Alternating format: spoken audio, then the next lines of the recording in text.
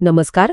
आज आपण एका अशा विषयावर सखोल चर्चा करणार आहोत जो शासकीय सेवेत खूप महत्वाचा आहे. हो, पण अनेकदा त्याकडे फक्त नियम म्हणूनच पाहिलं जातं. अगदी. विषय आहे शासकीय निधीचा वापर आणि त्याबद्दलचे नियम. आणि या चर्चेसाठी आपल्याकडे आधार आहे श्री विष्णुकांत बोरसे, जे विभागीय चौकशीचे अभ्यासक आहेत, यांच्या काही नोट्स आणि सादरीकरणाचा. हो, आणि याच स्रोतांच्या आधारे आपण मुंबई वित्तीय नियम 1959 अंतर्गत येणारी वित्तीय औचित्याची सूत्रे म्हणजे प्रिन्सिपल्स ऑफ फायनान्शियल प्रॉपर्टी हे जरा उलगडून पाहणार आहोत. बरोबर. आणि आपला उद्देश फक्त हे नियम काय आहेत हे सांगणं नाहीये, तर या नियमांच्या मागे जो विचार आहे तो समजून घेणं आहे. खरंय, कारण स्रोतांमध्ये या नियमांना एक खूप छान शब्द वापरलाय, प्रशासकीय कवच. हो, प्रशासकीय कवच म्हणजे हे नियम म्हणजे अधिकाऱ्यांसाठी आणि कर्मचाऱ्यांसाठी एक प्रकारचं संरक्षण आहे. अगदी. नक्की कसं काम करतं, ते आपल्याला अनावश्यक त्रासांपासून कसं वाचवतं हे समजून घेणार आहोत. तर ह्या सगळ्या नियमांचा पाया किंवा आपण म्हणू की मूळ ते कुठून सुरू होतं?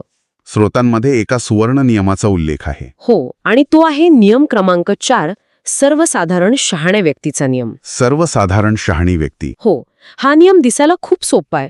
तो फक्त एवढंच सांगतो की शासकीय पैसा खर्च करताना प्रत्येक अधिकाऱ्याने तशीच काळजी घ्यावी जशी एखादी शहाणी व्यक्ती स्वतःचा पैसा खर्च करताना घेते. म्हणजे प्रत्येक खर्चाच्या वेळी स्वतःला एक प्रश्न विचारायचा की हे माझे स्वतःचे पैसे असते तर मी हा खर्च केला असता का? अगदी तोच प्रश्न. पण हे कागदावर जितकं सोपं वाटतं तितकं प्रत्यक्षात असतं का? कारण सरकारी पैसा म्हणजे तो कुणाचा तरी आहे पण माझा नाही, ही भावना कुठेतरी डोकावतेच नाही का? तुम्ही अगदी अचूक मुद्दा मांडलाय. हा नियम सोपा वाटतो पण व्यवहारात सगळ्यात जास्त दुर्लक्ष ह्याच नियमाकडे होतं. असं का? कारण सरकारी पैसा म्हणजे कुणाचाच पैसा नाही अशी एक नकळतपणे मानसिकता तयार होते. ही मानसिकता तोडणं हेच या नियमाचं खरं आव्हान आहे. म्हणजे हा फक्त नियम नाही, ही एक विचार करण्याची पद्धत आहे. बरोबर. जेव्हा तुम्ही फाईलवर सही करता तेव्हा तुम्ही फक्त एक अधिकारी नसता, तर तुम्ही त्या पैशाचे विश्वस्त असता. हा भाव मनात ठेवणं हेच या कवचाचं पहिलं आणि सर्वात मजबूत आवरण आहे. अच्छा, तर खर्च करण्यामागची ही मानसिकता एकदा स्पष्ट झाली की मग पुढचा प्रश्न येतो तो प्रत्यक्ष कृतीचा. म्हणजे हा पैसा तिजोरीतून बाहेर कधी काढायचा आणि कसा काढायचा?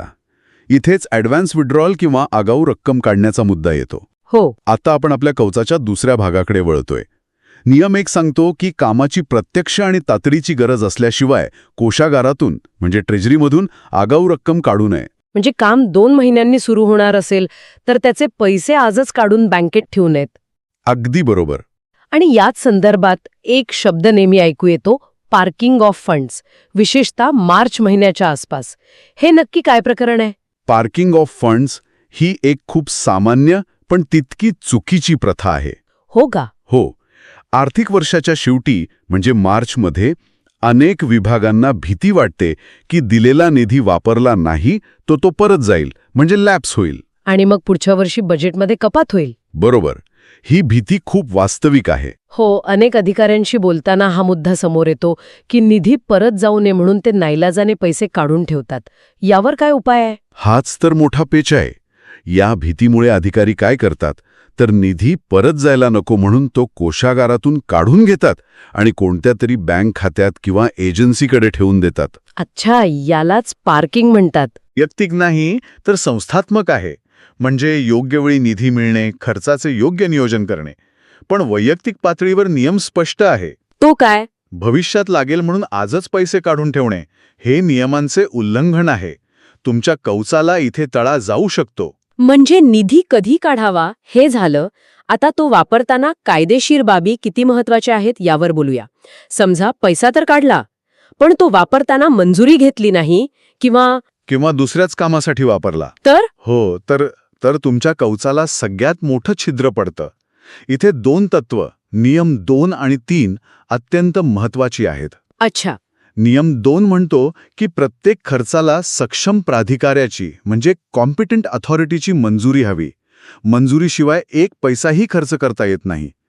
प्रत्येक रुपयाच्या खर्चाचा हिशोब आणि त्याला कायदेशीर आधार असलाच पाहिजे. आणि नियम 3 तो तर आणखी महत्वाचा वाटतोय, निधीचे वर्गीकरण. म्हणजे ज्या कामासाठी किंवा ज्या हेडखाली निधी मंजूर झाला आहे तो त्याच कामासाठी वापरायचा. एका कामासाठी आलेले पैसे दुसऱ्या कामासाठी वळवणे हा एक गंभीर दोष मानला जातो. एखादं उदाहरण देता येईल का? म्हणजे हे अधिक स्पष्ट होईल. नक्कीच. समजा तुमच्या कार्यालयाला संगणक खरेदीसाठी 5 लाख रुपये मंजूर झाले आहेत ठीक आहे. आणि त्याच वेळी कार्यालयातील फर्निचर दुरुस्तीची तातडीची गरज आहे.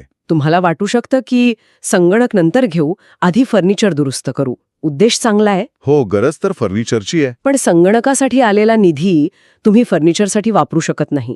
जरी तुमचा उद्देश चांगला असला तरी ही कृती नियमांचं उल्लंघन आहे. असं केल्यास तुम्ही तुमच्या कवचाचा एक महत्वाचा भाग स्वतःहून काढून टाकत आहात. अच्छा. म्हणजे उद्देश कितीही चांगला असला तरी प्रक्रिया आणि नियम पाळणं बंधनकारक आहे. अगदी. आता आपण खर्चाच्या वैयक्तिक नियमांपलीकडे जाऊन त्याच्या व्यापक दृष्टिकोनाबद्दल बोलूया.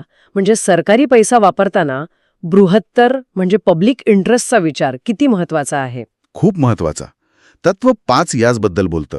ते सांगतं की सरकार जेव्हा लोकांच्या कराच्या पैशावर कर्ज उचलतं किंवा पैसा उपलब्ध करतं, तेव्हा तो पैसा अशाच ठिकाणी वापरायला हवा जिथे त्यातून समाजाचं काहीतरी भलं होईल. म्हणजे उत्पादक आणि लोकोपयोगी कामांसाठी. हो. उदाहरणार्थ शाळा, रस्ते, दवाखाने, सिंचन प्रकल्प. अनावश्यक आणि दिखाऊ खर्चाला म्हणजे वेस्टफुल एक्सपेंडिचरला इथे अजिबात स्थान नाही. आणि याच संदर्भात निष्पक्षपातीपणाचा मुद्दाही येतो. कारण सरकारी पैसा हा सर्वांचा आहे, तो कुणा एका व्यक्तीचा किंवा गटाचा नाही. अगदी. तत्व 7 नेमकं हेच सांगतं. शासनाचा पैसा कोणत्याही एका विशिष्ट व्यक्तीच्या किंवा विशिष्ट गटाच्या फायद्यासाठी खर्च करू नये. म्हणजे थोडक्यात शासकीय पैसा सर्वांसाठी आहे, काहींसाठी नाही. पण यात काही अपवाद असू शकतो का? म्हणजे कधीतरी अशी परिस्थिती येऊ शकते जिथे एखाद्या विशिष्ट व्यक्तीला मदत करणं गरजेचं असेल. हो. आणि स्रोतांमध्ये तो अपवाद स्पष्टपणे दिला आहे. जर सक्षम न्यायालयाने किंवा कायद्यानेच तसे आदेश दिले असतील तर असा खर्च वैध मानला जातो. उदाहरणार्थ न्यायालयाने एखाद्या पीडितेला नुकसान भरपाई देण्याचे आदेश दिले तर तो खर्च नियमानुसारच असतो. पण त्या व्यतिरिक्त स्वतःच्या अधिकारात असा कोणताही फायदा कुणाला देता येत नाही. कळलं. आता आपण काहीशा अधिक वैयक्तिक आणि संवेदनशील नियमांकडे वळूया. हितसंबंधांचा संघर्ष किंवा कॉन्फ्लिक्ट ऑफ इंटरेस्ट हा शब्द आपण नेहमी ऐकतो. शासकीय खर्चाच्या बाबतीत तो कसा लागू होतो? हा आपल्या कवचाचा असा भाग आहे जो सगळ्यात जास्त संवेदनशील आहे. तत्व 6 थेट याच विषयाला हात घालतं. यानुसार खर्च मंजूर करणारा अधिकारी स्वतःच्या प्रत्यक्ष किंवा अप्रत्यक्ष फायद्यासाठी कोणताही निर्णय घेऊ शकत नाही. याचं एखादं व्यावहारिक उदाहरण कसं असेल? समजा एका अधिकाऱ्याला कार्यालयासाठी काही स्टेशनरी खरेदी करायची आहे आणि योगायोगाने त्यांच्या जवळच्या नातेवाईकाचे स्टेशनरीचे दुकान आहे. जरी तो नातेवाईक बाजाराच्या दरात किंवा त्यापेक्षा कमी दरात स्टेशनरी देणार असला तरी इथे अप्रत्यक्ष हितसंबंधांचा संघर्ष निर्माण होतो. लोकांच्या मनात संशय येऊ शकतो. मग अशा वेळी काय करायचं? सर्वात योग्य मार्ग म्हणजे त्या अधिकाऱ्याने स्वतःला त्या खरेदी प्रक्रियेतून बाजूला करणे.